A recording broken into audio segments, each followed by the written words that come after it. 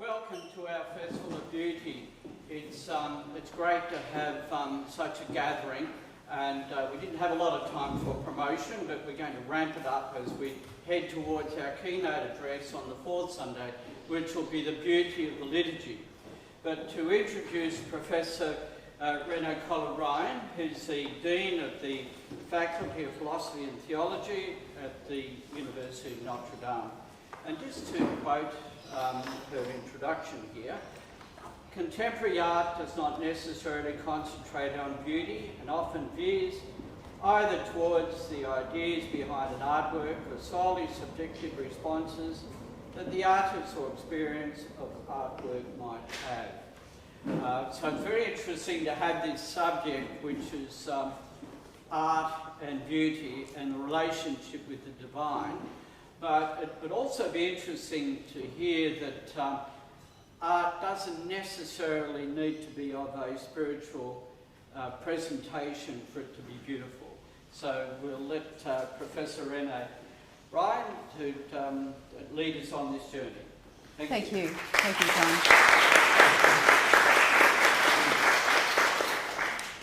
Thank you, everyone. And I thought we might start with a prayer taken really from a letter to artists from Pope St. John Paul II in 1999. So just taking his lead in the name of the Father and of the Son and of the Holy Spirit. Amen. Beauty is a key to the mystery and a call to transcendence. It is an invitation to save a life and to dream of the future. That is why beauty of created things can never fully satisfy. It stirs that hidden nostalgia for God, which a lover of beauty like St. Augustine could express in incomparable terms. Late have I loved you, beauty, so old and so new. Late have I loved you. May you be guided and inspired by the mystery of the risen Christ, whom the Church in these days contemplates with joy. May the Blessed Virgin Mary be with you always. She is the tota pulchra, portrayed by countless artists, whom Dante contemplates among the splendours of paradise as beauty that was joy in the eyes of all the other saints. Hail Mary, full of grace, the Lord is with thee. Blessed art thou among women, and blessed is the fruit of thy womb, Jesus. Holy Mary, Mother of God, pray for us sinners, now and at the hour of our death. Amen. In the name of the Father, and of the Son, and of the Holy Spirit. Amen. So thank you so much for this lovely invitation. I'm very pleased to be here. To start you on your way, there's a lovely phrase that Pope Benedict XVI uses, which is the idea of the via pulchritudino, so the journey of beauty. And if you're on the path of beauty, then his idea is that you're on the pathway toward God, who is the fullness of beauty. So I'm going to be speaking to you as a philosopher today, but I'm very pleased to be speaking to a Catholic community because that means that I can also bring in some theology. I'm a philosopher by training, but I'm in that tradition of faith and reason where we don't shy away from God. So what I'd like to speak to you about is I'll just give you a few opening remarks, and then I'm going to nod to Grace, and she's going to help me to go through the slides today. So thank you, Grace. What I want to speak about really is that beauty is a paradox. So within our Catholic intellectual tradition, there is this understanding that beauty is something that both wounds us and heals us at the same time. And that's something that ancient philosophers knew a long time ago. So Plato talks about how whenever we see something beautiful, it's as though we've been struck by an arrow. So there's a little bit of pain involved. And that makes us long for something that we don't have yet. And so beauty is really important to being human because it tells us that we're not self-contained. We can't do it on our own. We need something more.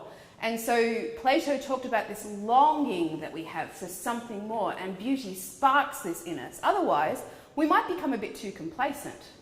If we just thought, oh, everything's wonderful, everything's great, then we wouldn't want to go further. And what we're meant to do as humans is to go further. We need to strive to go beyond ourselves, to realize there's something so much more than we are. And ultimately, the fulfillment of being human is in God, who is the fulfillment of that longing for beauty. So beauty strikes us and makes us move, and that's really important. Aristotle, also, when he was talking about beauty, he talked about beauty in its tragic form. So for him, the idea when he wrote his Poetics, he talked about how tragedy is something that tells us about the whole human condition, that we are flawed. And this is someone who, wasn't working from a Christian tradition at all.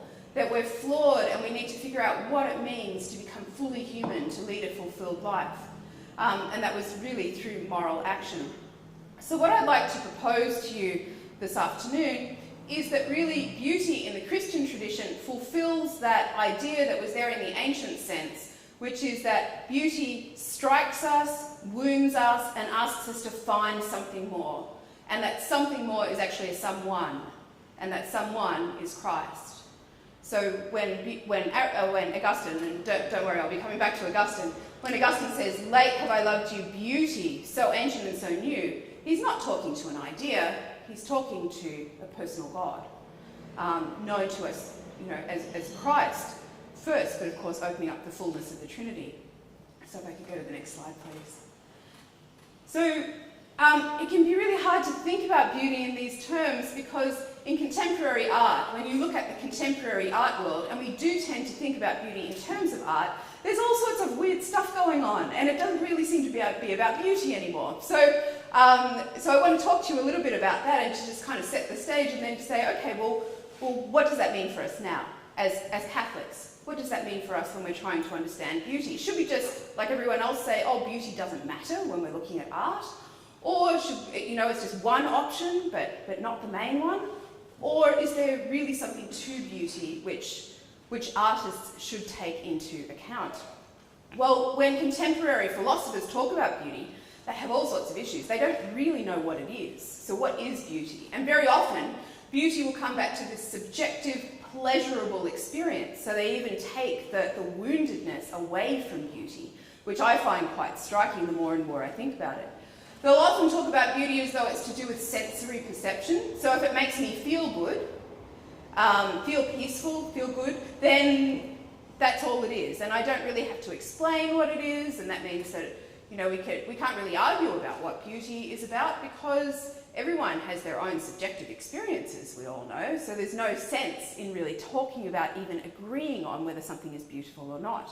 And that brings us into that sense of, is beauty something objective? So is it in the thing that I'm looking at? If I'm in an art gallery and I'm looking at the Mona Lisa, which was part of the artwork behind the promotion of this event, if I'm looking at that artwork, am I then saying, well, that is beautiful? Or am I saying, no, beauty is really in my experience of that thing? So is it objective or is it subjective? If it's objective, then why do we disagree about beauty? So I have to admit, I'm not a fan of the Mona Lisa, but some people love it. So, well, is she beautiful or isn't she? What's going on there? Why are there disagreements if the object itself is beautiful? And if it's subjective, then why do we even argue about what beauty is? If it's completely in the eye of the beholder, which I'll come back to in a moment, then why do we argue about it? And why are some artworks not beautiful? And you see that very much in the contemporary era. And then how do we know if an artwork is a beautiful artwork? So I've got the next one. So I promise there are more pictures coming now, which you'd be expecting, right, when you're hearing about beauty.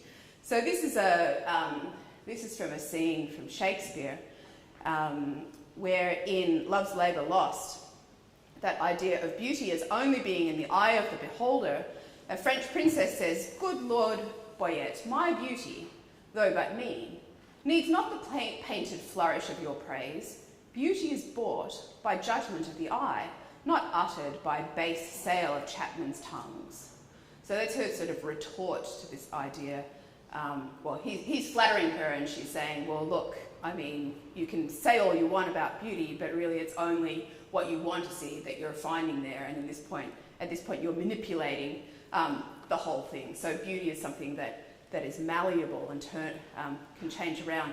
When Benedict XVI talks about beauty, actually as Ratzinger, so it was before he became Pope, he says at a certain point that beauty is quite difficult because if you detach it from thinking about what's going on with God, then anyone can define what's going on with beauty.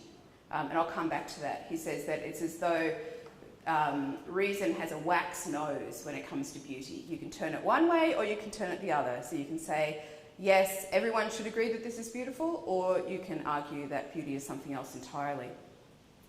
Let me just take you to two different philosophical approaches to beauty on the next slide. And I think that this is where kind of the crux of the problem of beauty lies. So some people will talk about beauty as though it is objectively the case. You know, beauty has to do with reality. It has to do, so if something is beautiful, then it's because that thing exists in a certain way, that it is good, that it is true. So it has purpose and it has a knowability about it. That's its truth. And I'll come back to that idea later, because in the medieval sense, they think that if something is beautiful, then our minds can find in it what gives it form, what makes it attractive, which is a link back to God himself, the creator. So ultimately the artist is trying to mimic that beauty that the creator has been able to bring into being. So beauty is what brings me closer to experiencing the depths of the real world of which I am a part. And in that metaphysical sense, if beauty has to do with the way that things are, not the way that we want them to be, not just a matter of interpretation, but actually the way that things are, as good, created, yet fallen, yearning for redemption in the Christian sense, if that's the way that things are, then the artist really has a huge role in trying to bring about something that will convey a beautiful form, but also a woundedness and a longing. So the metaphysical sense is that we can agree on beauty. We get better at agreeing on beauty the closer we are to understanding who we are as humans. The other route is, I think, the one that we are in now as a society, so that's the more modern, contemporary understanding, which is to say that beauty is just about knowledge. It's epistemological. So sorry, I promise I won't go too much further into these philosophical ideas, but just that idea that beauty is only about knowledge, not necessarily about reality. It doesn't need to correspond to reality. You can just make it up. And if something is beautiful, then it simply gives me pleasure. And I think that Immanuel Kant, an Enlightenment philosopher, is very much responsible for this idea. If something is beautiful, it makes me feel good, is basically what he says. And no one can really argue with me when I say that something is beautiful. And beauty then brings me closer to my experience of what it means to be me in the world. But I can't necessarily explain beauty to anyone else. So if I go into an art gallery and I say, wow, that's beautiful, and my friend next to me says, I'm not getting it, I'm not seeing it. Well, okay, but we can't argue anymore because it's really just about a feeling that we're talking. We're not really talking about something reasonable. And so often what you will find in contemporary philosophy are all of these arguments about whether beauty is subjective or objective. And I find that slightly frustrating, I have to admit, because at a certain point you just want to see something beautiful. And you just want to, know that it's beautiful and be able to talk about it and explain it and come to a common understanding of what beauty is. So I actually find that the metaphysical appreciation of beauty is probably more satisfying in many ways. If I go to the next slide, I can show you one of the guys who helps us to think through this, as he helps us to think through so many things, is St. Thomas Aquinas. So St. Thomas Aquinas resolves this whole issue before it kind of takes off in modernity, which is something that he very often does. And he says, when something is beautiful, it has that connection to God. And there's something about it where there is an inner light. It's like it's illuminated from within. And if you can see that inner light because you are close to God, the more you can see the inner light, the closer you are to God, then you'll be able to find what is beautiful about it. He'll talk about the form of the thing and how you can see how it has a kind of purposefulness to it. So he says, You can ask me if I haven't made this clear later on. What he's basically saying is that beauty depends on both the object and the subject. So it has to be in the object, otherwise it couldn't be known at all, but the subject also has to be able to see it. So if for some reason, Thomas Aquinas will talk about how the intellect and the will can be clouded by sin. We know this. This is a reality. I'm not going to be able to find beauty in the world, whether it's in an artistic or a created object, if I am not open to that by being open to the light of God, who is the ultimate creator of everything and who is the source of all beauty. So I think if we keep that in mind as we're going forward, that to me, when I read that, Umberto Eco describes it really beautifully, at a certain point. And when I read him, I just thought, oh, thank you. Now you've finally made sense of this whole problem that I've been having with contemporary aesthetics. It makes sense that beauty isn't something just about our physiology, it's about our whole spiritual makeup. So it's to do with the way that we think, the way that we feel, the way that we're physical, the way that we're intellectual, the way that we have emotions. It's all bound up with that. And it's incredibly important. It's not just something that happens on the side. Our attraction to beauty is part of who we are because we are attracted to God, who is beauty and who is the source of all beauty. So beauty then brings about harmony within God's creation, and humans are able to identify that beauty the closer they are to the life of God.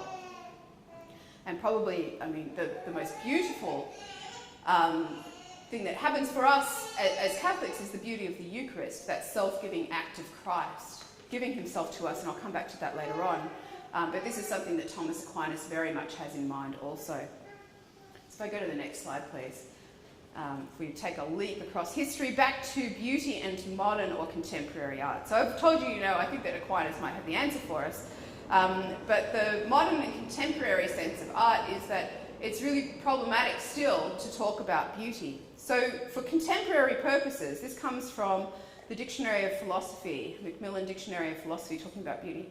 For contemporary purposes, there are two principal difficulties with the concept of beauty. First, it is ambiguous between the idea of a universal standard of aesthetic merit, so this idea that everyone could agree on, you could have different criteria for when something is beautiful, and when you can tick all of those off, you can say, okay, that's beautiful, done. But no one can agree on what those standards are. And the idea of a particular quality standing in specifiable relation to, for example, elegance. But second, while classical works of art may strike us as beautiful, the term seems wholly inapplicable to modern works, such as Picasso's Guernica. I'll come back to Guernica because I think that's an interesting one to look at. So the idea is here basically either it's classical and then you can say beautiful. Just look at those beautiful Roman and Greek sculptures and their architecture. You look at the Renaissance, which gives a rebirth to that, and you can say beautiful, beautiful, beautiful, beautiful. You get to modernity, and if we go on to the next slide, the question is this beautiful? Right? So Macmillan is saying, well, it's questionable. Is it actually beautiful? So I'm going to come back to this painting later on, because the more I look at it, the more kind of striking I think that it is in many ways, and it might actually be quite challenging to us to see it as beautiful, but there's something about this painting that both wounds and heals in the ways that I think that something beautiful, a beautiful work of art, does. So I'll come back to that one later on. If we go on to the next slide, please, Grace. So this is the comparison that I think they have in mind. So you've got on the left, this is a weeping woman. This is by Bernini, very much inspired by the classical artists, and he has it's the weeping head of a woman there. Persephone being dragged into Hades, in fact. So it was a study for his statue, which you can find in the Borghese Gallery in Rome. And then there's a weeping woman on the right with Picasso. And the differences are quite striking. So Picasso is trying to do something very, very different with the same subject matter. And the question is whether we have the same response to Picasso and whether Picasso is actually presenting as something beautiful or not. And if it's not beautiful, then what is it? And if it's not beautiful, then is it art? That's the second question as well. But if it's not beautiful, what is it? Is it distorted? Is it ugly? Is it formless? What is he trying to do? Well, Picasso was trying to do many things, of course. But there's something about the way that he presents to us a fragmented reality, that the human condition is fragmented and torn, that it's angular, that you can see it from many different angles and many different perspectives, that may in fact be more attuned to the Christian understanding of beauty than we might at first think. So when I was a kid and I first saw Picasso, I thought, what is going on? But he's grown on me. So I'll come back to how that might work in Guernica as well. If we go on to the next slide, please. So what does beauty have to do with art, per se? So just sort of raised on that last slide, you could say, do both of these things actually belong in the world of art or not? And there's a whole debate about this. Why is something called art? Is it just because it happens to be in a museum? Or is it because it lives up to a standard of beauty? Or is there something else going on? Is it something in the artistic process that means that it belongs in an art gallery and can be identified as art? The debates are ongoing. But let me just ask this, and this is from Umberto Eco again, in his book on beauty, A History of a Western Idea. He says, the close relationship forged by the modern age between beauty and art is not as obvious as we think. While certain modern aesthetic theories have recognised only the beauty of art, thus underestimating the beauty of nature, in other historical periods the reverse was the case.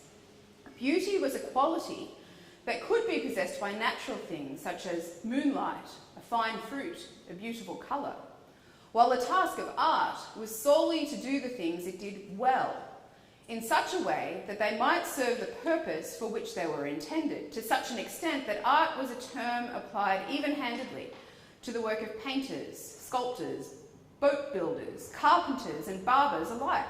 Only much later, in order to distinguish painting, sculpture and architecture from what we would now call crafts, did we conceive of the notion of fine arts. So that's quite interesting as well. Because, and Bonaventure talks about art and artistry. St. Bonaventure talks about art and artistry, not in terms of fine art, the stuff that you would expect to see in a museum, but that artistry is actually everywhere. So we should be able to look around the world and find a beautiful chair, a well-made shoe, a great handbag. I don't know how important those are. A great pair of glasses. Fashion, you can think of everything going on. A beautifully made piece of cutlery. All of that is art, according to the old idea. It's not just the fine art that you put away to contemplate at certain times, but instead it's this whole idea that the whole world should be filled with beauty and that we should actually be concentrating on having a world in which everything is well made. Just as the Creator made the world very well, made it to be very good indeed.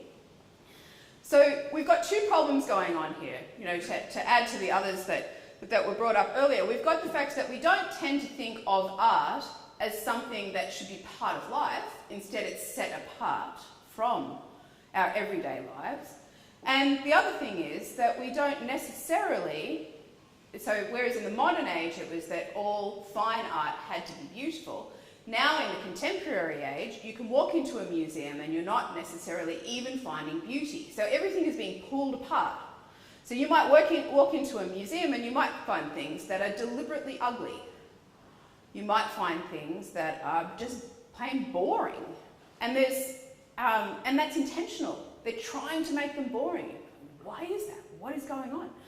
And then you also find things where you can't really understand them at all unless you understand the very subjective experience of the artist who made the artwork. So you might be looking at an artwork, and then the only way that artwork will make sense to you is if you read this long autobiographical artistic process explanation sitting next to the artwork. So there's this sense that there's no more a sense of an immediacy between us and the artwork. So I can't just walk into a museum and be blown away by how amazing this artwork is, but instead I have to really think and try to get inside the head and the feelings and the experience of someone else so that the artist comes between me and the artwork rather than just letting it be. So that's another problem as well.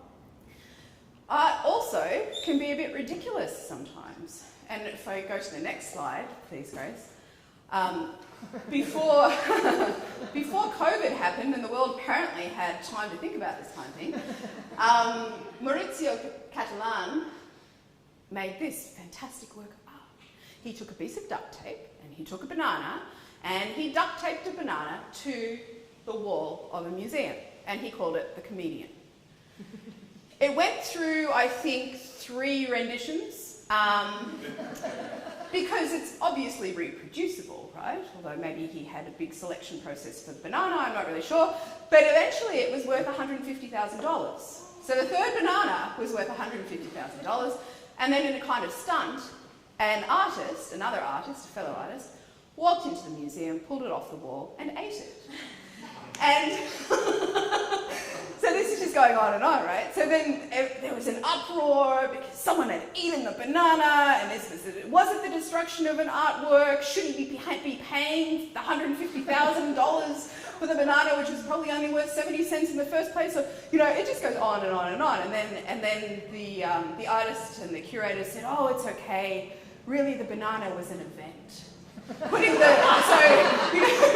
don't have to worry too much. We're happy that he ate the banana because it underlines that there's this commercialization of art going on, and it is something that you consume, and it's but also there's this comic value because bananas, as we know, you can slip on a banana skin, and all of this kind of stuff just goes on and on and on. Well, at that point, you start to really wonder. This doesn't have to do with beauty, right? I don't think it has to do with beauty. And yet, it's about art. But then, what does that say about art? What's happened to us? What's going on? Have we lost our way, or what's going on? In any case, the conversation has moved from saying it's only art if it's beautiful, to it doesn't have to be beautiful to be art, to art can be anything so long as it's in a museum. And so long as you have enough money to pull off these kind of stunts, apparently. It's not as though this is the first time that an artist has worked with fruit. So if I go to the next slide, and kind of follow my convoluted way of thinking here, this is a basket of fruit from Caravaggio. But Caravaggio wasn't just painting a basket of fruit. So this is actually him contemplating the way that the created world is beautiful and yet fades away. So you can see that some of the fruit is actually rotting, and some of the leaves are wilting. And so you can look at the form of the fruit, and the fruit is presenting to you this world that we're in, which is beautiful yet fleeting. And so it can help us to contemplate the mortality of the world and our own mortality. So that's getting, less frivolous. The fruit is actually about what it means to be human again, I think. Or earlier it was. If I go to the next slide, Cézanne also, so there's some beautiful work by a phenomenologist, so a contemporary philosopher, Maurice Merleau-Ponty, who says that with Cézanne, if you look at the fruit, it's as though each piece of fruit is a person. It has a kind of personality to it. It's as though he's painting the portrait of this piece of fruit. And if you looked at it for long enough, you could find the inner luminescence. So getting back to that idea that Thomas Aquinas had of the fruit. You're finding something there in what has been created and what's being presented to us, so that you start to notice more the everyday reality of things that Bonaventure was talking about. You should be able to look around the world and really just wonder at the smallest of things because it's so well and beautifully made, and it brings us closer to the one who made it. So this is Cézanne presenting us.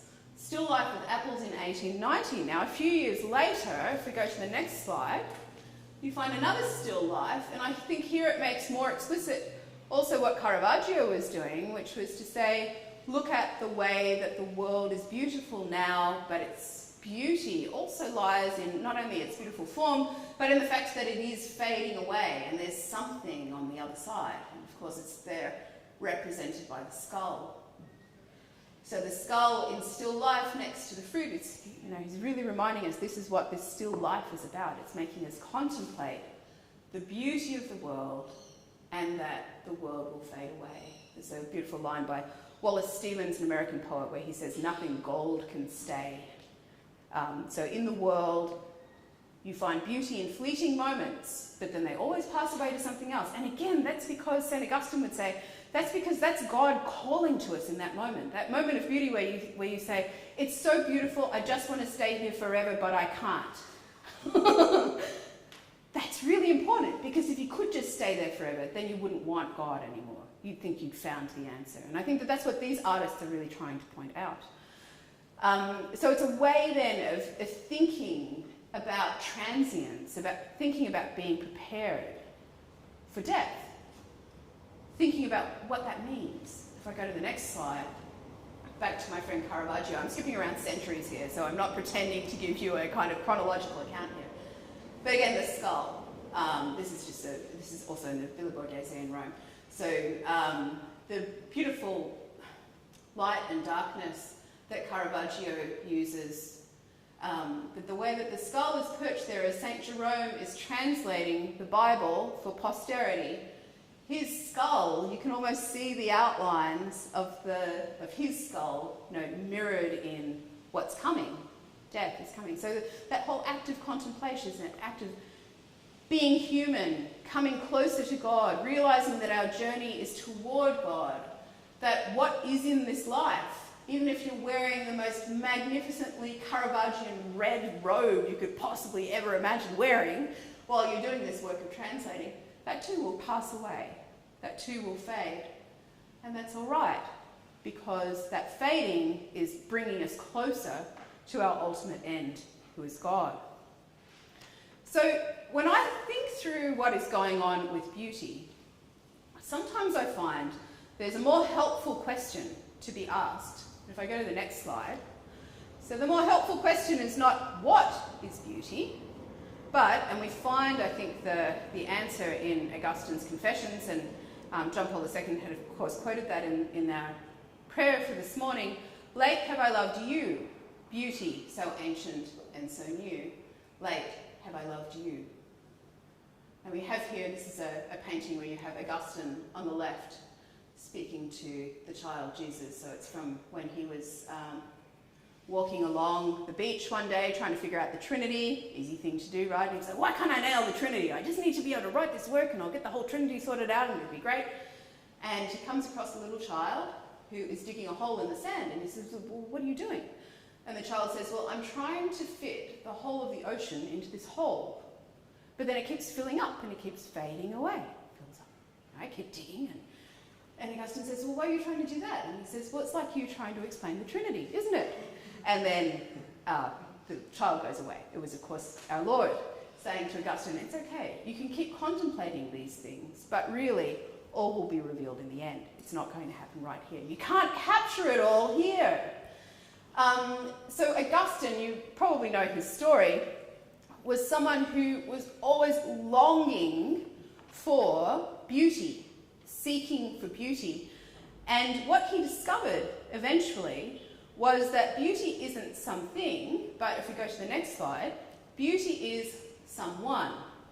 So the question goes from being, what is beauty? Which I think, we're so caught up in that, trying to define beauty as philosophers. We have this kind of issue, where we're trying to define exactly what something is. But in fact, when it comes to beauty, the question isn't what is beauty, but who is beauty? And the answer to who is beauty is extremely problematic, because the answer to who is beauty is Christ. The moment when we discover who Christ as beauty is at the most horrifying moment of his earthly life, probably, and that is at the crucifixion.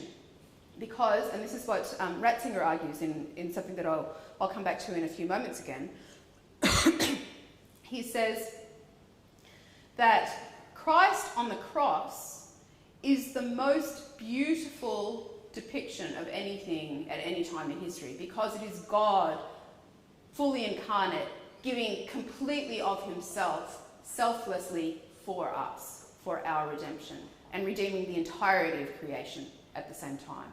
So restoring a fullness that has been missing for quite some time. But Christ on the cross is someone tortured and dying. And the fact is that we did this to him. He accepted his suffering, but it is our sin that he is taking upon himself on the cross. And I think I chose this painting from Giotto because if we go to the next slide, you can see, I always find really striking just how distressed the angels are in this scene of the crucifixion. So you have one over here, he's tearing his garments, which is that Old Testament kind of, nothing could be more wretched than this, what have I done? Weeping, they have their arms up in the air, they just don't know what to do. It's like this state of panic. God is dying on the cross. How can I ever understand this? And so it's that contemplation of the cross and of that complete self-giving that is at the same time the fulfillment of the human person and of the whole of creation that is the answer to the who is beauty question. So Christ is beauty, but Christ is not someone who's always very easy to look at in this respect. And this is where Ratzinger, if we go to the next slide, and so this is the work that I've been commenting on as I've gone through. It's called The Feeling of Things, the Contemplation of Beauty, and it's a message that he gave to the Communion and Liberation meeting in 2002. You can find that on the website of the Vatican for the Congregation of the Doctrine of the Faith. Anyway, I can send anyone a link if they're interested. It's a beautiful piece. But the point that he makes there is that when you look at Christ, and Christ is beauty, you are dealing with a paradox.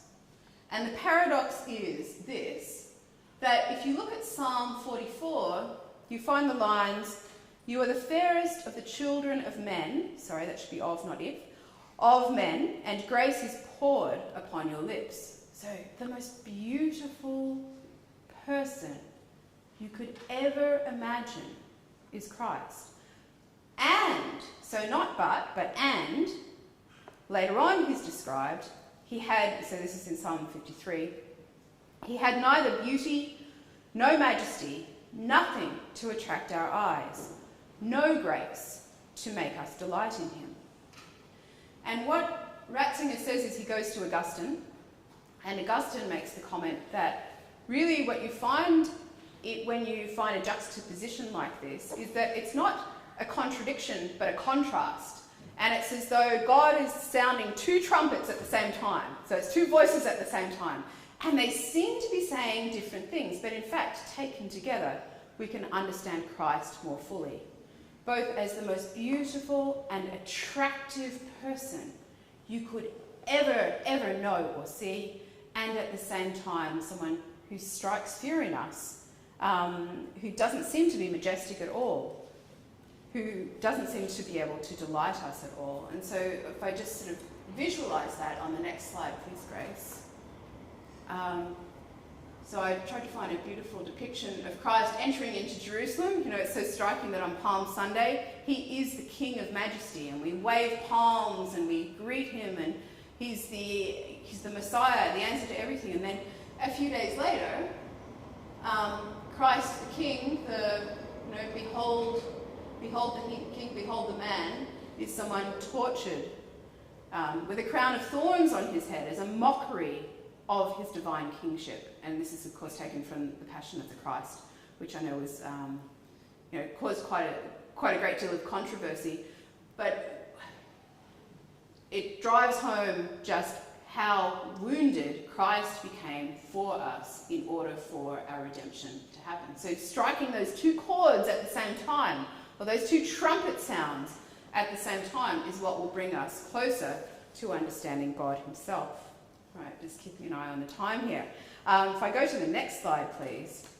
In the same piece, Ratzinger says, the way to try to understand what's going on in beauty is to go to those great Christian works of art, and in particular icons.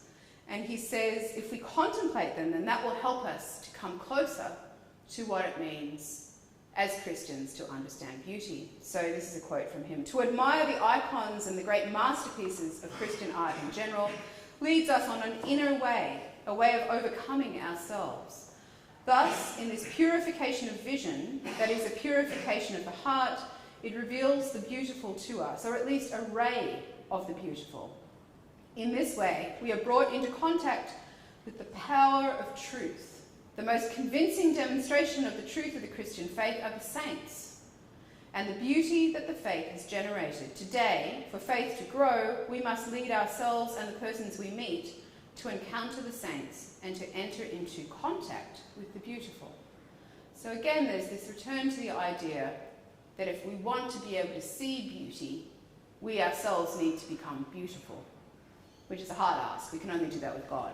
And that is by entering more fully into the sacramental life of the church. That's when we become opened up to the ability to understand and indeed to see beauty more. So how does that then help us to go back to Guernica? So if we go back to Guernica again, this was the one that, the contemporary art world was saying, well, I mean, Guernica isn't beautiful, so what are we supposed to do with that?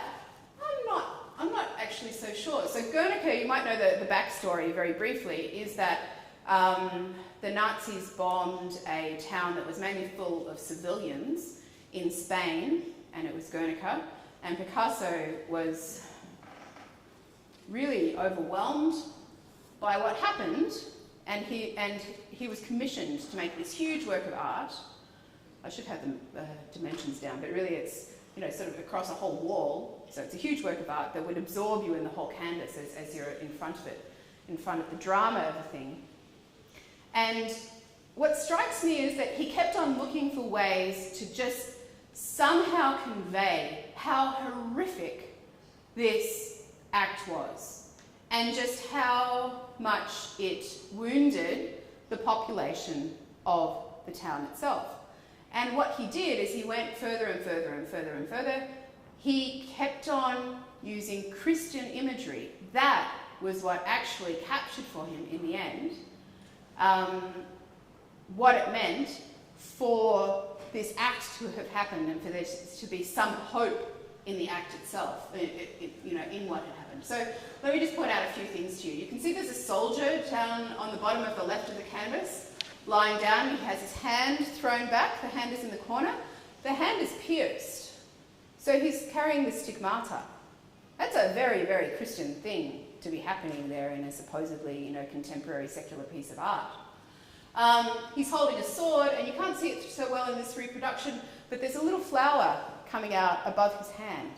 And so that's a symbol of hope, of growth, coming out even out of this horrific act.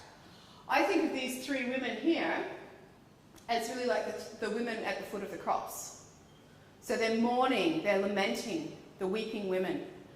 You see a mother holding a child, like a pietà, like Mary holding Christ, or you see those deposition scenes where she has the body of her son when he's taken from the cross as well.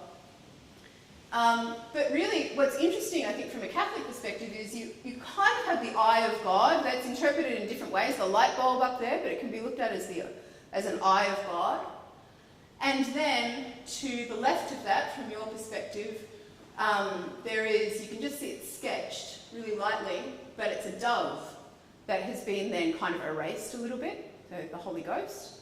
And then, so I think if you take Father, Holy Ghost, and soldier emulating Christ, you actually have a Trinity there, and it's also kind of a crucifixion scene. And then you can see the lamp, the kerosene lamp, or the oil lamp anyway, which is being held out by this woman coming in from the side. I wonder if that's actually I haven't come across this interpretation, so bear with me, I could be totally off the mark here, but it seems like it's the women, the wise and the foolish virgins. Either your lamp is lit and you're ready for death when it comes, or it's not. So is it a bit like those still lifes? A meditation on the horrors of war and what happened in Guernica, but also a meditation on what human life is about and how we need to be ready, a bit like those still lifes were. We need to be ready for the life hereafter.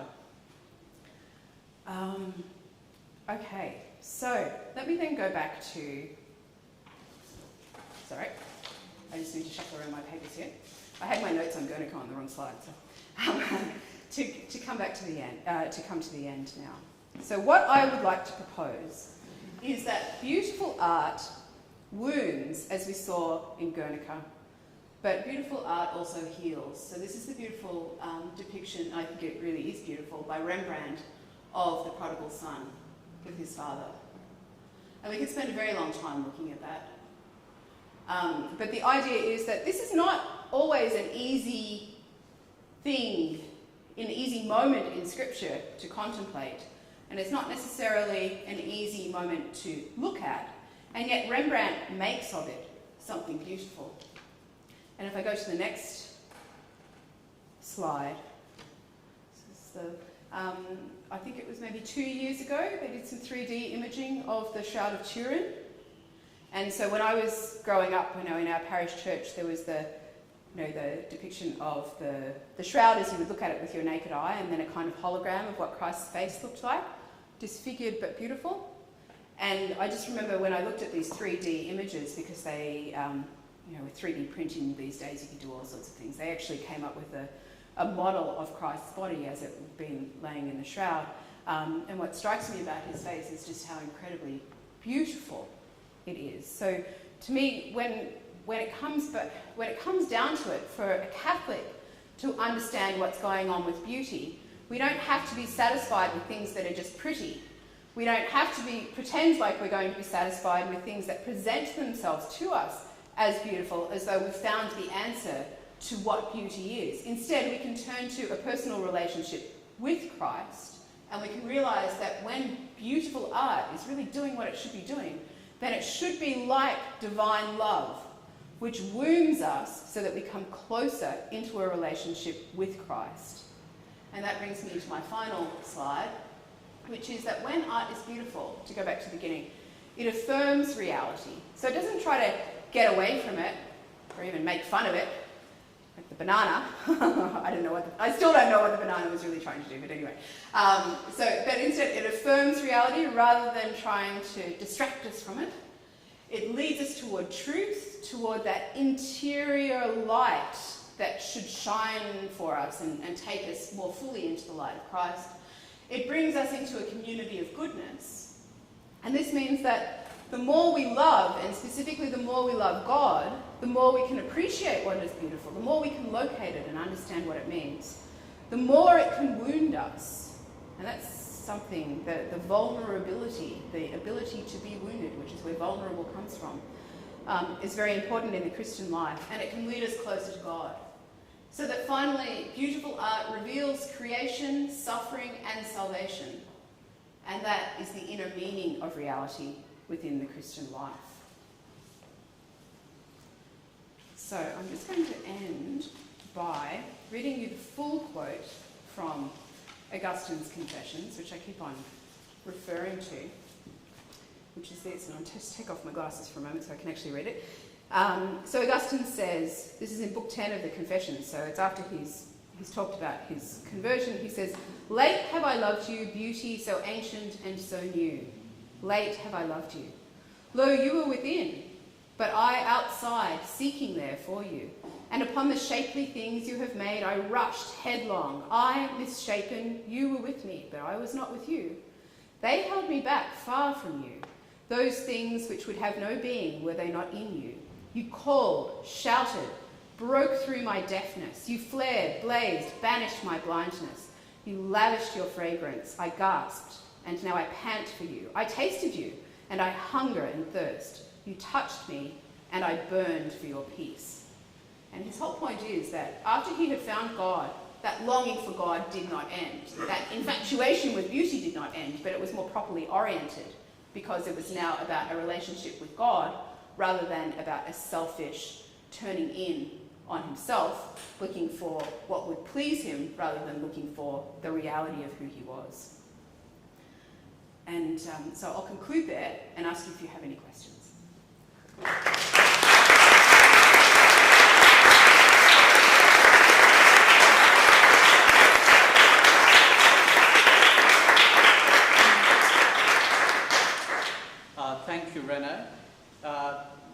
just say one word? Of course. Absolutely. More than one. Wonderful, brethren. Thank you. Thank you.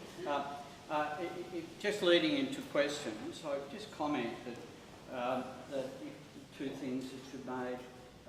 Who is beauty? Christ, how glorious, and the crucifixion. And also another thing that you mentioned here, the inner way to see beauty. We must become beautiful ourselves internally through the sacramental program of the Church. And this leads wonderful into our keynote address, the beauty of the liturgy. Yeah. You know, the Mass, the sacramental program. So this is a wonderful entree and promotion for our fourth talk. So, okay, we'll take questions. So, yes, okay. Yeah. Who's first? They're both in line together. It's always tricky, isn't it? Behind and then yeah, behind. Yeah. Thank you so much for the talk. You're welcome. I struggled to define beauty for quite some time, so I really appreciate the definition. I take it that you define aesthetically pleasant things differently from beauty then. And so I was wondering if you might speak to the capacity for people to be distracted by aesthetics from that which is truly beautiful, God, particularly maybe in terms of art or a liturgical setting. Sure. It's a really good question, and in fact, that's something I know. I keep coming back to this this piece by Ratzinger, but he distinguishes between true and false beauty. So true beauty is, I think, what I've been trying to get at, where it's this really rich sense of reality, whereas false beauty is what you find in advertising. It's like it's always trying to sell something to you, and it might actually be morally problematic, which means that it's actually ugly, but we can't see it. And he compares this to the moment in the garden when Eve looks at the fruit and she's like, oh, that looks really good. I know I shouldn't, but it looks really good. It's wonderful to behold. And he's like, see, that's problematic right there. So she's only focusing on how it feels and not thinking about it in the big grand scheme of things. And I suppose that's where I think that true beauty is where you can see what's going on in light of the whole narrative of reality and how you fit into it. Whereas false beauty is only focusing on, as you quite rightly brought up, aesthetic satisfaction. Yeah. Thank you. Okay, the fellow in front. Yeah. Yes. Something you mentioned about. Sorry, speak up a little bit. Maybe take it.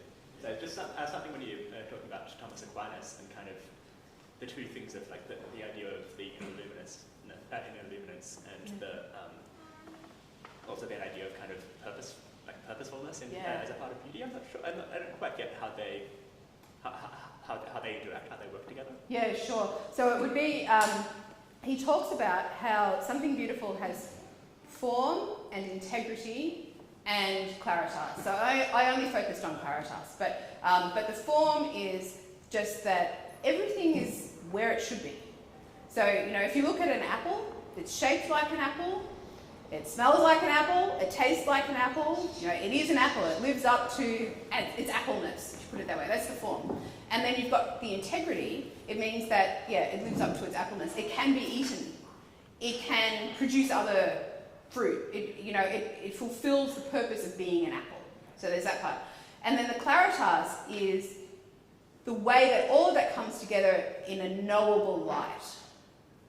So it's like you have the apple, and because it's doing this whole apple thing so well, when I see the apple, I can know it. And it can reveal something of appleness to me, but at the same time, it reveals something to me of the whole of reality and the way that reality can shine on my intellect and bring me closer to God, ultimately. Does that make sense? That's just a very kind of neatly packaged Thomas there for you. I'm happy to show you some, to point you towards some passages if you wanted to look into it further as well. Yeah. Okay, yes. So just in line of sort of those two questions. Yeah.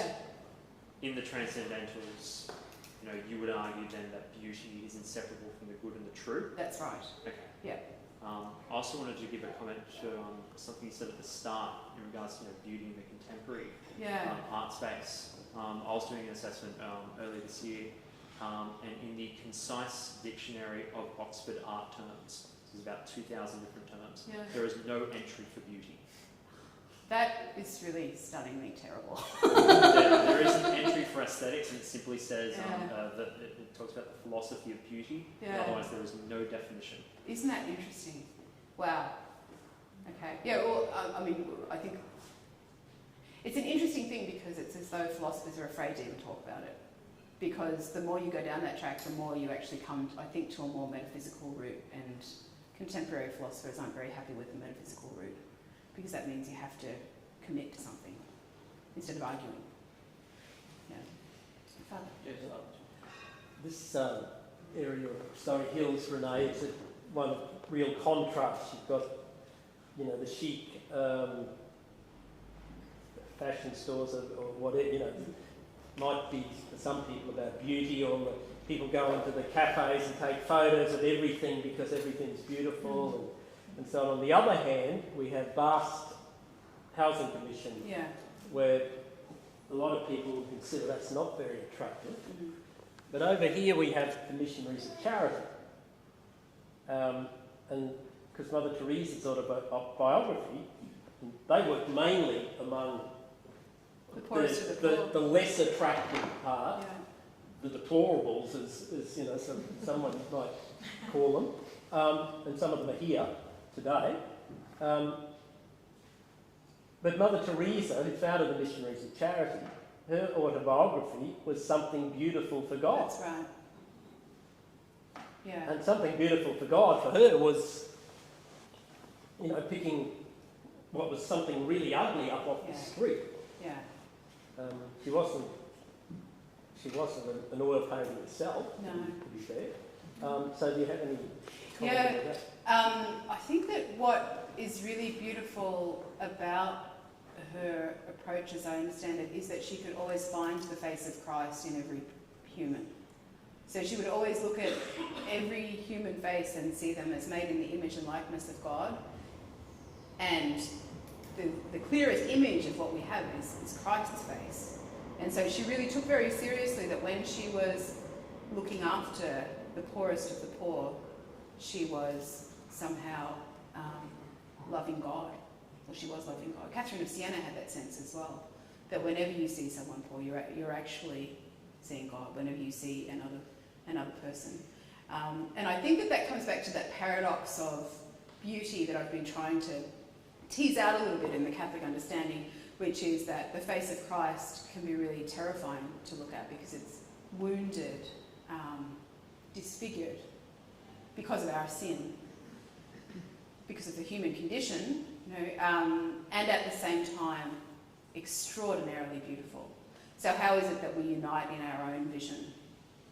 That paradox. How is it that we see him in his majesty and his glory, the resurrected Christ, and at the same time understand him on the cross, wounded, flagellated? That's a great answer. Yeah, thank you. Yes, Eugene? Dr. Thank you. I have to ask, where do you now stand with Picasso? With Picasso? I have a great deal of affection for Picasso. I think Guernica is an absolute masterpiece, actually, and it's something that I come back to over and over again.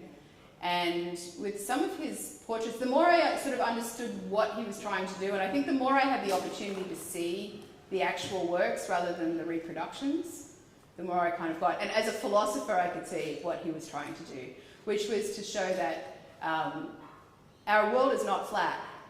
So, and our world is actually abstract. I read a great quote somewhere. I was the Japanese artist who did The Great Wave. I can't remember his name right now. Someone will remember in here. But he said that basically every painting is abstract because we live in a 3D world and a canvas is flat.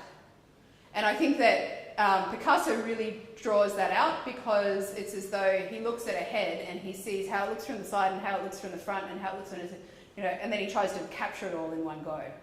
And I find that extremely intriguing, and I think that just shows that how perceptive he was about how reality is made up. Now, what fascinates me about him too, and this will be my last point, is that he grew up Catholic, said that he was no longer Catholic, he's probably atheist or whatever, but when he's trying to understand what's going on at the most horrific points in history, where does he go? He goes back to that understanding that he had in his formation. And I think that's quite telling as well, that nothing else would do. So as other painters were, he had an interesting life, but other painters just went completely over the edge during his period, but somehow he was able to stay alive and keep going. Yeah, and I think that might be why. So that Catholic formation, there's something to be said for it. Says the mother of several children. better be something to be said for it. Yeah, yes, David? Thank you. I was very interested in the way you reorientated the question from what is beautiful to who is beautiful there. And thereafter, most of your examples, like Guernica, you were pointing at the sort of like religious imagery that you could find in the paintings. Where does that leave paintings like, let's say, Picasso's Weeping Woman, which at least ostensibly don't have religious imagery in them? Can they still be potentially beautiful without that who is beautiful aspect? Yeah. That is a really good question. So I guess my argument goes something like this.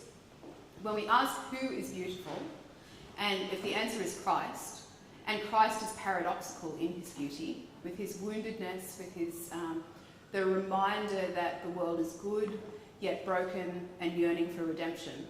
If a work of art is somehow able to capture that, so that it wounds us somehow, it strikes us, so to me, a work of art is really made it if you look at it and you go, wow, rather than, which sometimes happens, right? And you move on to the next thing. So, you come across a work of art and you're like, oh my gosh, that's a wonder that opens up. If it's able to do that, then it's part of that big, majestic canvas that God is constantly painting. Where there is that complexity going on. And so that's where I think that, yes, the subject matter does not have to be Christian or religious. It's more obvious when it's Christian and religious, but it doesn't have to be that in order to be beautiful.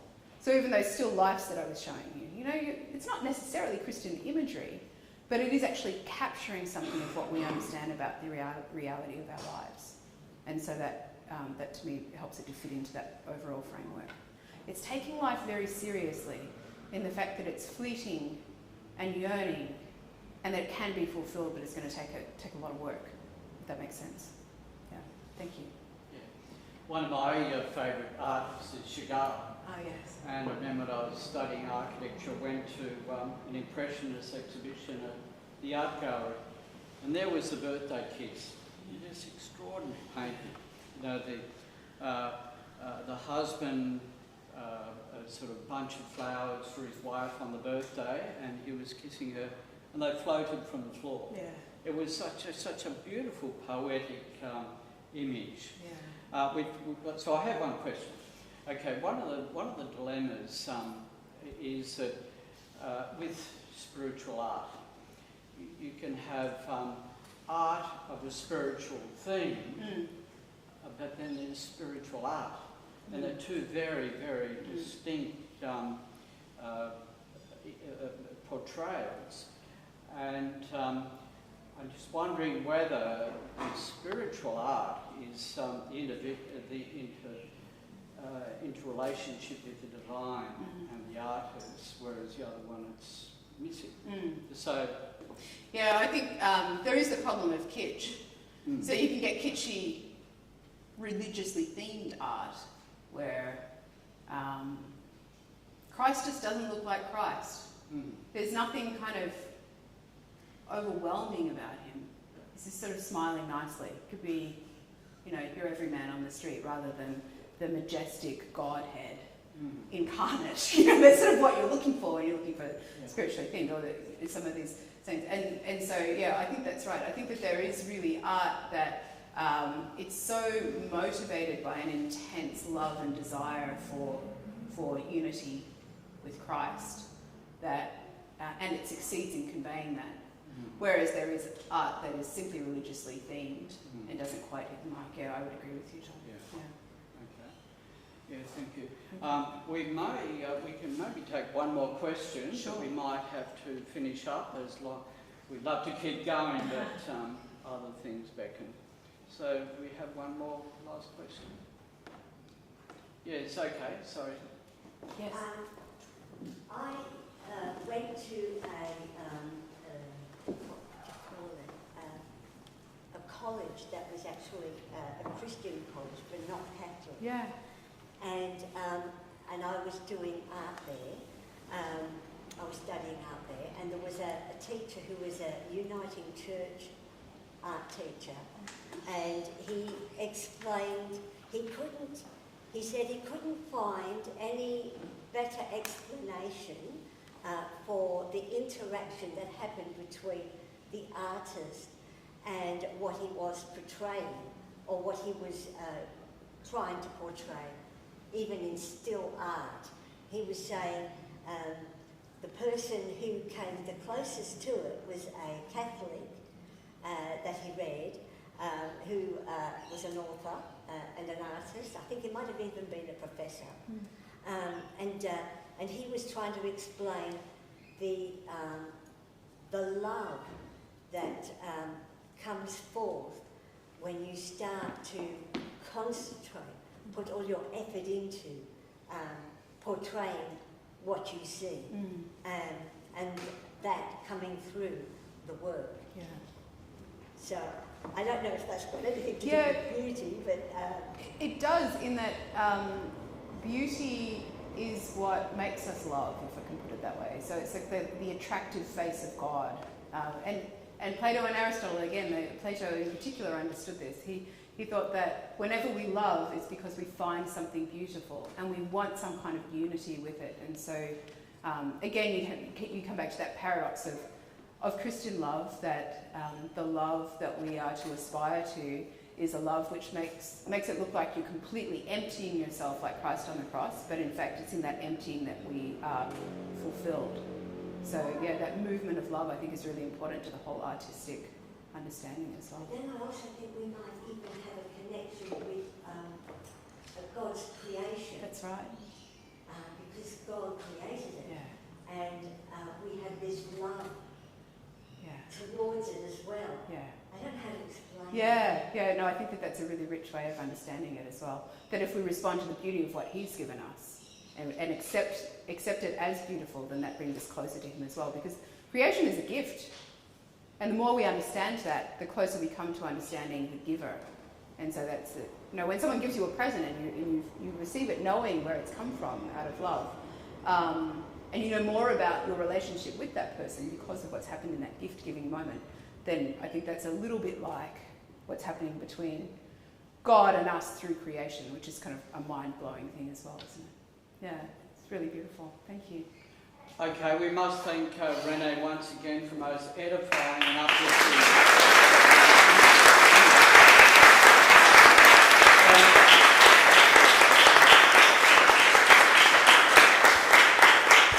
And I encourage you to log on for the next series in our talk, which is next Sunday, on the beauty of architecture, and which is profoundly important.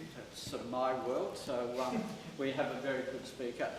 So we just ask Father John now to close with the blessing, and thank you for being here today. I just want to thank particularly John for orchestrating the whole Festival of Beauty, to Angela, who's been involved, to Grace, to Michael Kenny in the holding centre for all his work. Today would otherwise be, except that it's a Sunday, the feast of St John Bosco, founder of the Salesians, who had been, still are, so much involved in the education, formation of young people. So we might just say a little aspiration to him before the blessing. St John Bosco, pray for us. Almighty God bless you all, the Father, the Son and the Holy Spirit. So another little aspiration for a safe journey home. Our Lady of the Way, pray for us. We've had a very good attendance and hope to see you all back and spread the word as the series builds towards the climax on the fourth Sunday with Bishop Umbers presiding. unable to be in attendance. Will the next talks be live streamed? Sarah's got a... she's going to be in hospital. That's why she's asking that question. John might answer that. Sorry, Sarah's going to be laid up in a hospital Oh, yeah. bed. She's asking if she watch it on the live stream. Oh, that's absolument. That's what Stefan is about. So this is being live streamed as we talk. Okay, so you'll be able to click on. There'll be the note there. Click here, and away you go. Okay. Thank you. And we just need a little bit of hand to put the chairs back. So all right. Thank you.